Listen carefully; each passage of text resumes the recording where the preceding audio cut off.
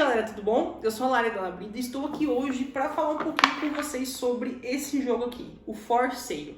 O For Sale, então, ele foi trazido nessa versão repaginada pela Paper Games. Ele é um jogo de 2 a 6 jogadores, acima de 14 anos, e o tempo de partida dele é aproximadamente 30 minutos. Essa versão da Paper Games, como eu falei, ela é uma versão totalmente repaginada, o jogo já é antigo, já foi lançado, e agora ele vem com a expansão dos conselheiros e também uma variante para 2 jogadores. Então eu vou mostrar para vocês rapidinho as regras do jogo e depois eu vou falar a minha opinião e da Lu também, que a Lu jogou comigo, e daí eu conto para vocês o que a gente achou.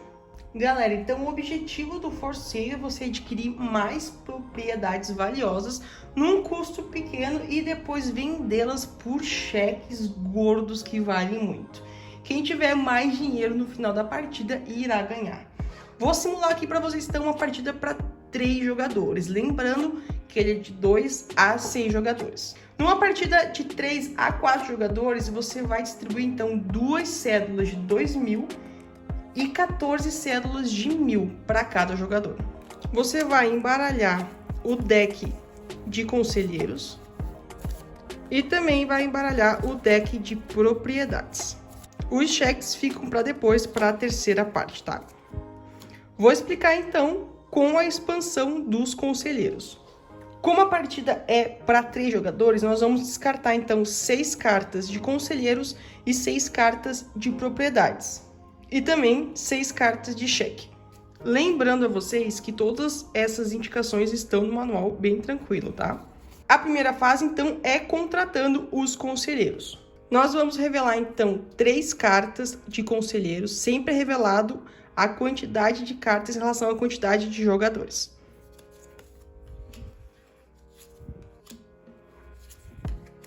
Repare que cada conselheiro tem um número e esse número então indica o valor que o conselheiro tem. Vale mais a pena, claro, a gente tentar conseguir o conselheiro de número 28. Na sua vez, então, o primeiro jogador irá fazer um lance. Vamos supor que esse jogador dê um lance aí de 3.000.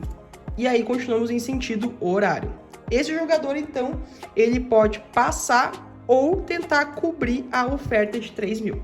Se o jogador passar, ele contrata, então, o conselheiro de menor valor. Então, se esse jogador decidir passar, ele vai contratar o conselheiro de menor valor. Porém, se o jogador decidir dar o lance, ele tem que dar um lance maior, obviamente, do que já foi dado. Vamos supor que esse jogador decide dar, então, 4.000. Vamos supor que esse jogador aqui decide passar, ele não quer dar lance nenhum, ele vai pegar o conselheiro de menor valor. Na sua vez, então, esse jogador que tinha dado 3.000, ele resolve passar.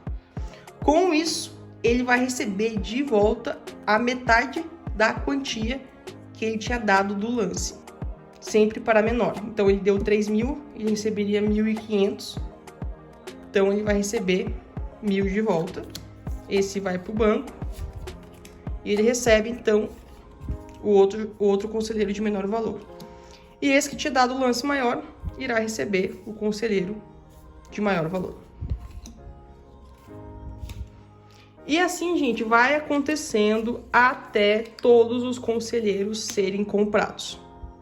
Cada conselheiro vem com uma ajuda especial. E todas as ações especiais estão explicadas no manual. E as propriedades, gente, funcionam da mesma maneira dos conselheiros. Vamos abrir na mesa a mesma quantidade de cartas em relação a jogadores. Então, abrimos 3 cartas de propriedades para 3 jogadores. O jogador que contratou o último conselheiro começa, então, essa rodada. E aí, então, ele vai olhar suas cartas de conselheiro e vai dar o seu lance de acordo com o que tem na mesa, né? Com a sua estratégia.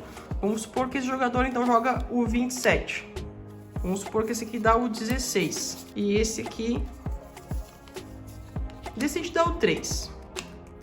E aí, depois, no final da rodada, o jogador que tiver dado o conselheiro de maior valor, consequentemente, vai pegar a carta de propriedade de maior valor.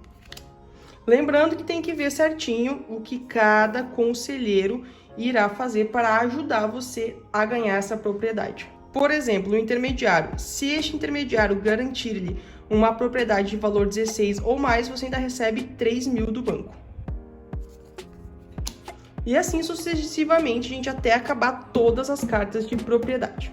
Lembrando que nessa fase não tem como passar, tá? Todo mundo tem que dar o lance com o seu conselheiro. E agora chegou a terceira e última fase, gente, que é vender as suas propriedades.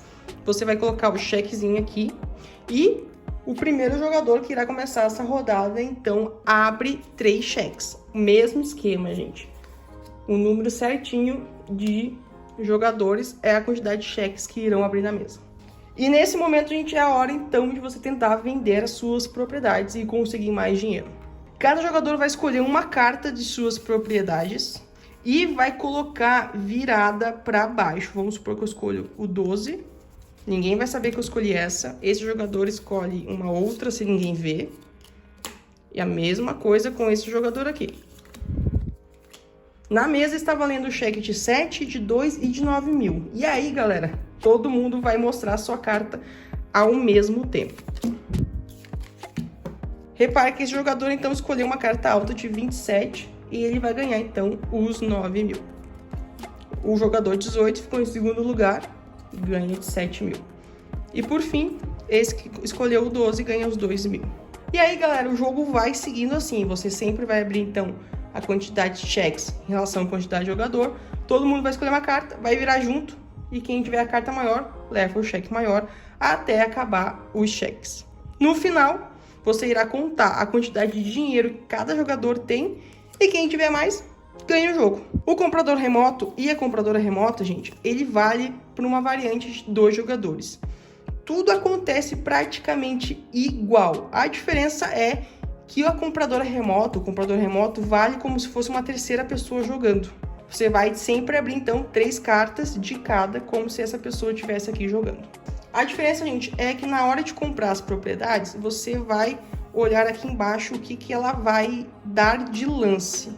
E vai ser de acordo com os cheques, tá? Mas tá tudo bem explicadinho no manual, bem tranquilo, a gente aprendeu super rápido.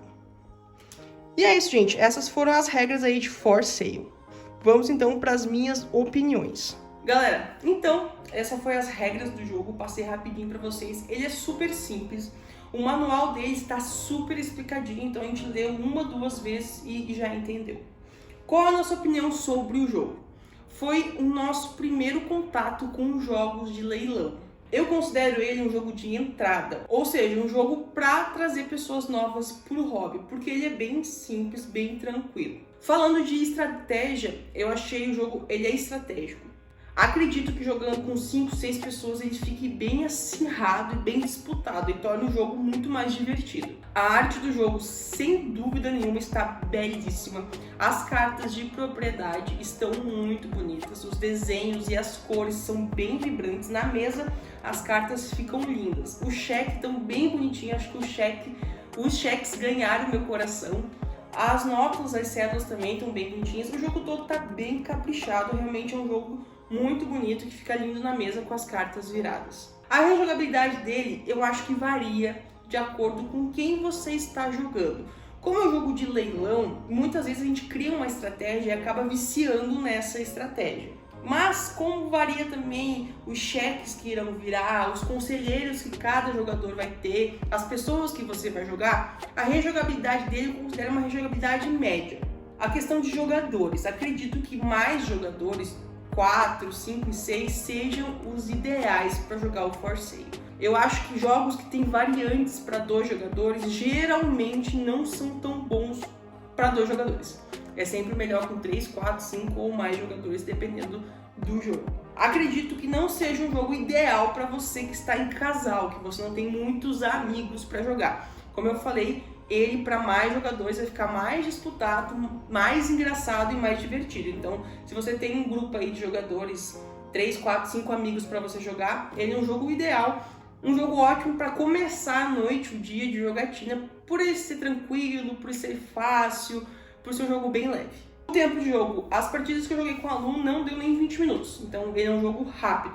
Sem a expansão dos conselheiros fica mais rápido ainda, então para 2 jogadores acho que 10, 15 minutos é um tempo suficiente. Para mais jogadores, como eu falei, eu não joguei, mas acredito que 30 minutos realmente seja aí o tempo, quem sabe para 6 jogadores dure de 30, 35 minutos, mas é um jogo perto de muitos aí, super rápido de jogar.